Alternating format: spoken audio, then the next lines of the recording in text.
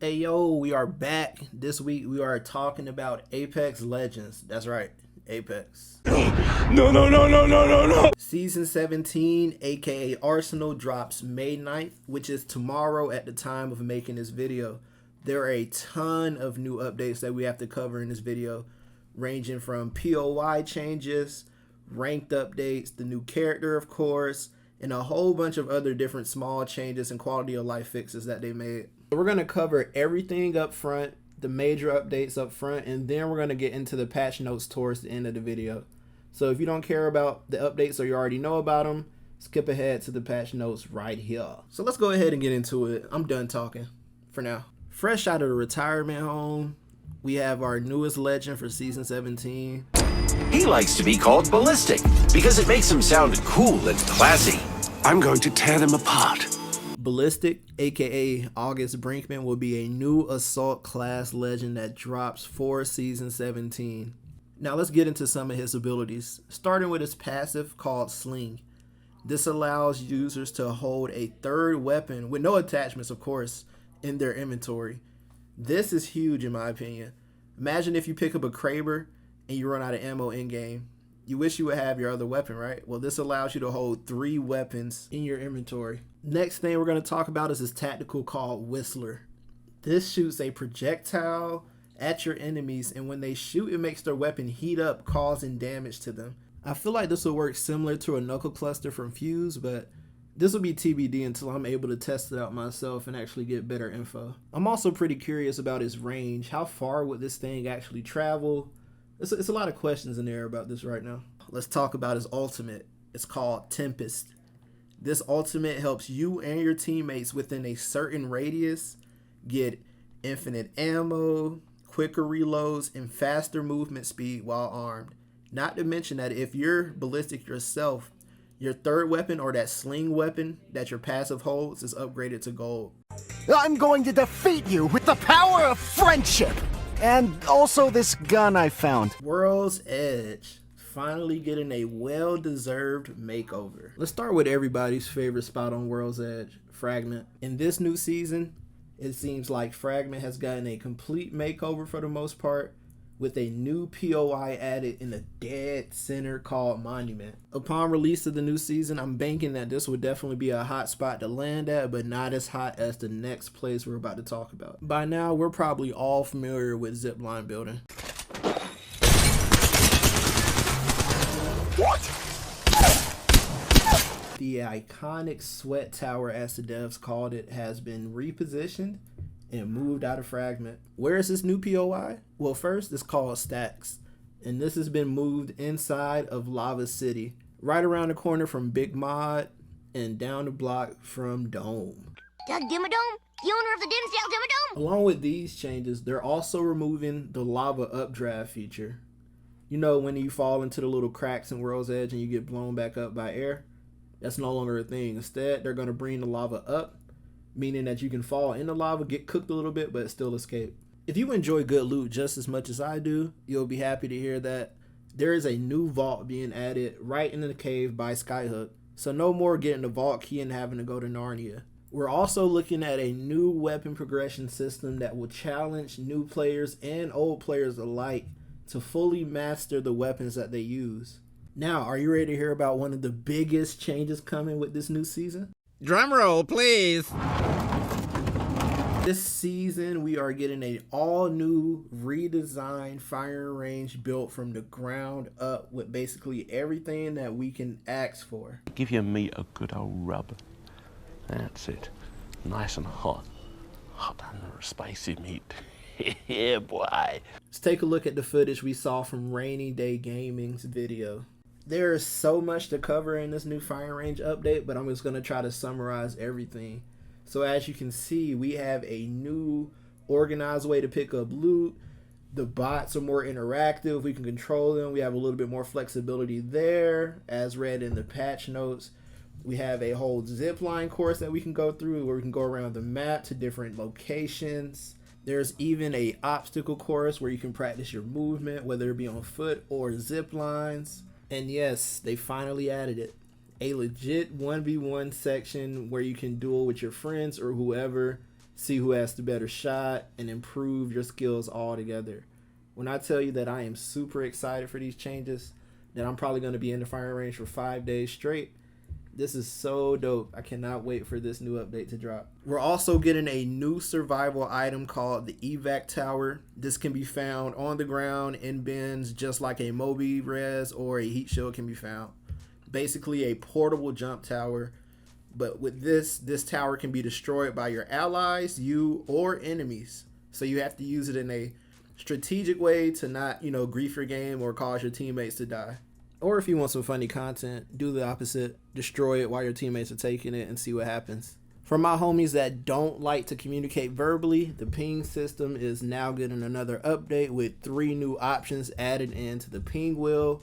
We got avoid area, enemy audio, and regroup. And now something that I've been begging for the past 5 seasons. Ranked updates. It's about damn time. If you know me, you know I love ranked, or the thought of ranked. In the past few seasons, it's gotten more and more unbearable for me, and with the last season, I haven't played ranked at all. I probably played it one day. So let's quickly talk about these new rank changes. So by the start, now you have to be level 50 in order to play ranked. Ranked is now more formatted around winning, which it should have been in general. So no more, kill races like it was, basically pubs with RP. Something that I find super interesting is now the 10 provisional games that you have. So that's probably going to be similar to how the arena format worked, where it determines where you're going to start out at. They're also removing the concept of the split reset, where mid-season, you normally lose a few ranks as the new split starts and the map changes. So that's super dope to see. You're going to be able to hold your rank, I'm guessing, the whole season. So that gives a lot more people the opportunity to hit pred or, new ranks that they never would have hit before. So that was just a quick summary of what the changes will be. They have a whole article that I'm going to add into this video description that you can read more in depth, but it looks good. Hopefully it's implemented well next season because I'm super excited. I've been waiting to grind for real. Now let's get into the juicy, the details, the gritty. Talking about the actual patch notes. They released today and we're about to go through it right now. The L-Star goes into the care package and it received a buff. The 45 comes back to the ground. The alternator goes into the crafter. The Sentinel goes into the crafter, and the Eva and the 3030 return back to the ground. Our gold weapons are going to be the Flatline, the Triple Take, Spitfire, the Mastiff, and the Vault. The loot spawns have increased, so the Vault loot has gotten better. The Cargo Bot loot has gotten a little better as well, and they adjusted a few things. So like we talked about earlier, the L-Star is now in the care package, so that thing got a dummy buff. The 3030 got a little fix to the projectile size. Triple Take seems like it's gotten a buff as well. The projectile size got increased. The hip fire spread is better. Tighten bullet pattern when fully choked. Ammo per shot was reduced. The magazine size is adjusted. So it's looking like Triple Take might be a little better this season. Alongside that, it seems like the R9 got a slight nerf to where they remove 1 bullet from all the mags. Charge Rifle Legends definitely gonna get a nerf. Reduce the shots per mag and also reduce the spawn rate of the charge rifle. So that's going to be interesting to see how much they reduce the spawn rate. Let's talk about the legend changes. So Catalyst, her ult no longer shows Seer scans or Bloodhound scans. No wall hacks through her ult, which is freaking amazing. I want to see how that affects the Seer meta. They changed Mirage's class from Skirmisher to Support. They adjusted Ash's speed when she's holding her tack out, the little tether. The Assault class got an update, so the smart loot gains have been adjusted so you don't skip a tier. Basically going from white to purple or blue to gold. They give out optics based on what the team needs rather than just what you need. So that's kind of dope. It helps the team out more. And they added a special drop rate for the gold optics. Skirmisher class got an update as far as care package scanning goes. It's now more useful for the team. Support class now has an update as well. The bins will guarantee at least 1 bat. That's dope. Support bins will now award MRBs if your ally is dead, even if you don't have their banner card. That's really interesting. And legend banners can now be crafted by any player who has a support legend in their squad. That's freaking huge. We might have to look into that a little bit more, but the fact is basically saying anybody in the squad can craft a banner as long as we have a support class legend in our entire team. So me as an Ash main, that means I can craft a banner. That's real interesting. I want to see how that actually plays out. Moving on to the mixtape playlist, we got some updates for Gun Run, Control, new maps, XP, correctings, and all that stuff. So they fixed the Prowler ADS and while crouching, the IMC armories, they fixed the Spectres taking too much damage from arc stars, duos not showing the MBR challenges instead of the BR challenges, fixed comms wheel not being usable when the game is over, players glitching inside the loot bins. I know that was a huge one. I haven't experienced that, but I've seen that.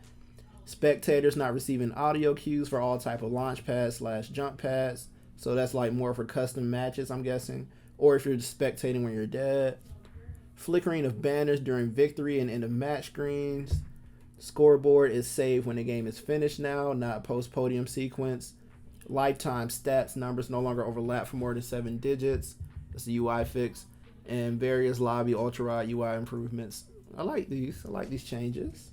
Some legend bug fixes include Ash. Steps are no longer louder if heirloom is equipped. I mean, it's not like you can hear anything anyway. But moving on. Fix the UI loot when crouch inspect is canceled early. Ultimate will not persist for the entire duration, even if Ash dies while it is active. That makes sense. Bloodhound, White Ravens already in flight can no longer be scanned for tree tacticals and ult charge.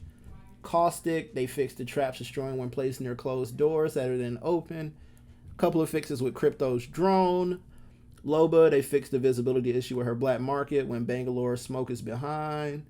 Mount head peaks over cover while crouching adjusting to match other legends. That's nice. Maggie improved reliability when hitting objects that the ball would damage or destroy. Huge. Octane removed the double jump hint bug. Rampart, multiple cover walls can no longer be placed in the same spot on a trident. Seer, firing range update for the dummies. Valk ult cooldown fixed after the death totem. And Wraith, they fixed their ultimate being usable while ziplining and her mythic finisher. All these changes are super cool. So last but not least, they've updated a few things with team deathmatch and control, and also a few quick quality of life updates. So that's always good to see. These patch notes are huge. This update is going to be huge. Hopefully everything launches correctly. Knock on wood. But yeah, I'm super excited for what this new season will bring, and I'm hoping that it works out well because I've really been missing Apex. So with all that being said, I'm excited for the possibilities of this season. We have a lot to look forward to. A lot of big changes and a lot of work went into it, so shout out to Respawn for making it happen. And as always, like and subscribe. Let me know if I missed anything. If you ever want to play Apex, just hit me up. I'm always down to play with the community. And until next time, peace out, y'all.